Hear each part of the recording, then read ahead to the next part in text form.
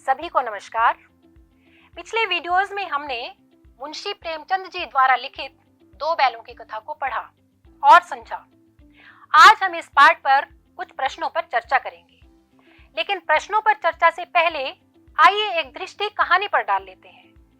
यह कहानी है झूरी के दो बैलों की, हीरा और मोती की। इस कहानी के मुख्य पात्र ये हैं, हीरा और मोती, जिन्हें हम कहानी का नायक भी कह सकते हैं, यानी हीरो भी कह सकते हैं। इसके अलावा कहानी में झूरी, छोटी लड़की, गया, दड़ियल यानी कसाई, चौकीदार, सांड और अन्य पशु, ये सभी पात्र हमने देखे। कहानी की कुछ मुख्य घटनाएं। झूरी के हीरा और मोती दोनों बैल अपने मालिक के साथ बहुत ही प्रेम पूर्वक रहा करते थे। झूरी उनसे बहुत प्रेम करता था कि अचानक एक दिन गया, झूरी का साला, उन्हें लेकर अपने घर चला गया अपने खेतों पर काम करवाने। उसके व्यवहार से हीरा और मोती बहुत दुखी थे, क्योंकि वह स्वार्थी था। हीरा और मोती रात को अपनी रस्सी तुड़ाकर अपने घर वापस आ जाते हैं, लेकिन गया उन्हें फिर से वापस ले जाता है। गया के दुर्व्यवहार, भूखे प्यासे रखने और अत्याचार करने से बैल दोनों भूखे प्यासे बहुत दुर्बल हो जाते हैं। गया के पड़ोस में भैरों की लड़की, जिसे बैलों पर बहुत दया आया करती थी, गया के दुर्व्यवहार से उसे बहुत गुस्सा आता था। वह अपने खाने से 2 रोटी बचाकर बैलों को खिला देती थी। एक दिन उसने सहानुभूति में आकर दोनों बैलों को रस्सी खोलकर आजाद कर दिया। आजादी के नशे में चूर वे मटर के खेत में घुस गए, लेकिन अचानक एक भयंकर सांड आ गया और उसके साथ उन्हें संघर्ष करना पड़ा। सांड को हराकर वे दोनों फिर से मस्ती में खेत में घुस गए, लेकिन खेत के मालिकों ने उन्हें पकड़कर कांजी हौस में बंद करा दिया। अब उनका संघर्ष और भी तीव्र हो गया। कांजी हौस से निकलने के लिए भी उन्होंने संघर्ष किया, लेकिन अन्य जानवरों को मुक्त कराने के बाद भी वे कांजी हौस से नहीं निकल पाए और कांजी हौस वालों ने एक दड़ियल कसाई के हाथ उन्हें नीलाम कर दिया। भूखे प्यासे भयभीत दोनों बैल गिरते पड़ते कसाई के साथ चले जा रहे थे कि अचानक उन्होंने रास्ता पहचान लिया और वे अपने घर वापस पहुंच गए। यहाँ आकर कहानी का सुखांत होता है। इस कहानी की 2 विशेषताएं हमें नजर आती हैं। ये कहानी 1931 में प्रकाशित हुई थी, जिस समय हमारे देश में आजादी की लड़ाई लड़ी जा रही थी। तो ये कहानी भी एक तरह से उसी स्वाधीनता संग्राम की ओर संकेत करती दिखाई देती है। दूसरी ओर इस कहानी में हमने देखा कि जानवरों में भी प्रेम, गुस्सा, दुख, खुशी जैसी भावनाएं होती हैं और वे उन्हें अभिव्यक्त भी करते हैं। हमने कहानी पर एक दृष्टि डाली। आइए अब हम इसके कुछ प्रश्नों पर चर्चा करते हैं। पहले हम बहुविकल्पी प्रश्न लेंगे। पहला प्रश्न, गया कौन था? एक व्यापारी, झूरी का मित्र, झूरी का पड़ोसी या झूरी की पत्नी का भाई? इसका सबसे सही उत्तर है झूरी की पत्नी का भाई। दूसरा प्रश्न, गया बैलों को लेने क्यों आया था? खरीदने के लिए, बोझा ढोने के लिए, खेत जोतने के लिए या उपर्युक्त सभी? इसका सही उत्तर है खेत जोतने के लिए। अगला प्रश्न, एक बैल पर विपत्ति आने पर दूसरा बैल उसका साथ क्यों नहीं छोड़ता था?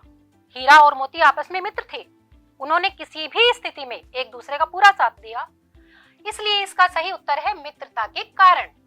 मजबूरी के कारण, भय के कारण या उपर्युक्त सभी, ये तीनों उत्तर गलत हैं। अगला प्रश्न, हीरा और मोती किस जाति के बैल थे? हमने पाठ के प्रारंभ में पढ़ा कि वे दोनों पछाई जाति के बैल थे। अगला प्रश्न, नीलामी में हीरा मोती को किसके हाथ बेचा गया? हीरा और मोती को किसान के, धोबी के, कसाई के या मजदूर के हाथ? इसका सही उत्तर है कसाई के हाथ बेचा गया। अगला प्रश्न, 2 बैलों की कथा से हमें कौन सा संदेश नहीं मिलता है? एकता, संघर्ष, साहस या नफरत? ये तीनों संदेश हमें कहानी देती है और ये संदेश हमें कहानी से नहीं मिलता, यानी नफरत का संदेश नहीं मिलता। अब हम कहानी के कुछ वर्णनात्मक प्रश्नों पर चर्चा करेंगे। पहला प्रश्न, इस कहानी में किसान जीवन में मनुष्य और पशुओं के बीच के संबंधों को किस प्रकार दर्शाया गया है। ये कहानी हमें हीरा मोती की कहानी और हमें किसान के जीवन से जोड़ती है। तो हम देखते हैं कि किसान के लिए पशु केवल उसके खेत में काम करने वाला प्राणी नहीं, बल्कि उसके परिवार का एक सदस्य हो जाता है और उन दोनों में एक भावनात्मक संबंध जुड़ जाता है। तो ये कहानी हमें इसी संबंध की ओर इशारा करती नजर आती है। हीरा मोती इसी प्रेम के बंधन में बंधे हुए थे और इसी के वशीभूत वे आजादी के लिए अंत तक संघर्ष करते रहे और अंत तक संघर्ष करने के बाद उन्होंने अपने प्राणों का दाम लगाकर भी अपने मालिक के घर में प्रवेश कर लिया। तो ये संबंध हमें इस कहानी में पूरी तरह से नजर आता है। अगला प्रश्न, अपनी आजादी के रास्ते में हीरा और मोती ने किन किन बाधाओं का सामना किया। हमने कहानी में देखा अनेक परिस्थितियां आई जब हीरा और मोती के सामने कठिनाइयां आई अपने आप को आजाद कराने के लिए। उन्होंने गया की सूखी रोटियां और डंडे खाए, कष्ट और प्रताड़ना सही। उसके बाद उन्हें एक भयंकर सांड का सामना करना पड़ा। एकता से उन्होंने उसे हरा दिया। कांजी होश में बंद होने पर उन्होंने भूख, प्यास और पिटाई का सामना किया और कसाई के हाथों नीलाम होने पर तो उनके प्राणों पर भी संकट आ गया था। तो ये पूरा संघर्ष उन्होंने आजादी पाने के लिए किया और इतनी सारी बाधाओं का उन्हें सामना करना पड़ा। अगला प्रश्न, कहानी में हमें हीरा और मोती में कौन कौन से नैतिक मूल्य दिखाई देते हैं।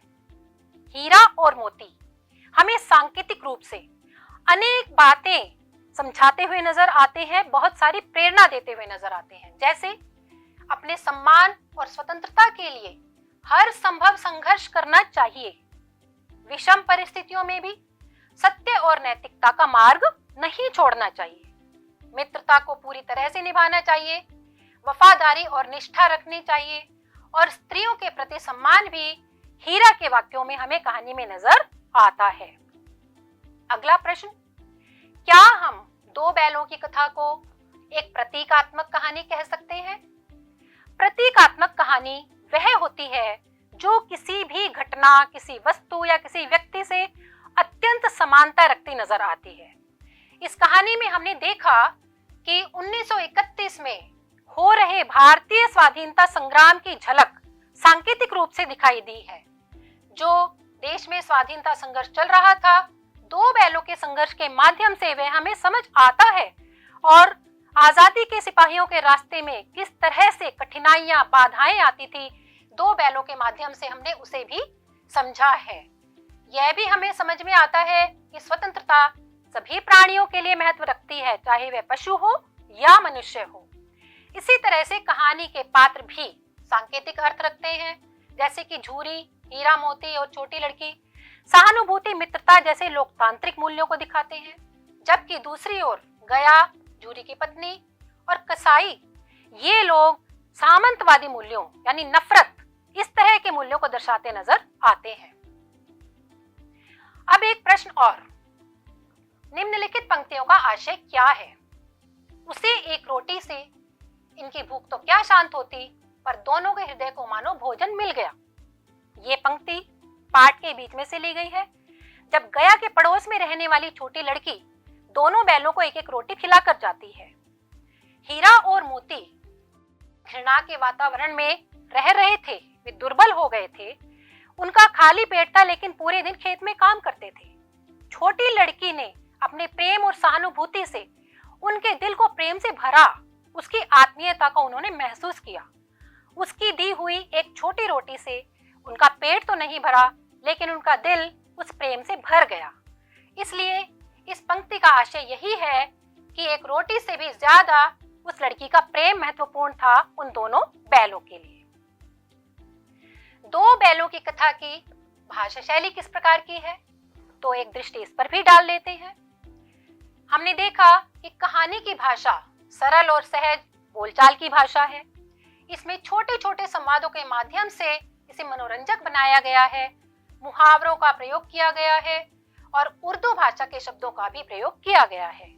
भाषा शैली पंचतंत्र और हितोपदेश की तरह से लोक कथा शैली अपनाई गई है। पशुओं के जीवन और उनकी घटनाओं का वर्णन इसी तरह से किया गया है जिस प्रकार से पंचतंत्र और हितोपदेश की कहानियों में किया जाता था। तो ये थे प्रश्न हमारे पाठ से संबंधित, और ये कुछ संभावित प्रश्न हैं जो पाठ में से बन सकते हैं। इनके बारे में भी विचार करें, लिखने का प्रयास करें। वीडियो में अंत तक बने रहने के लिए आप सबका धन्यवाद। नमस्कार।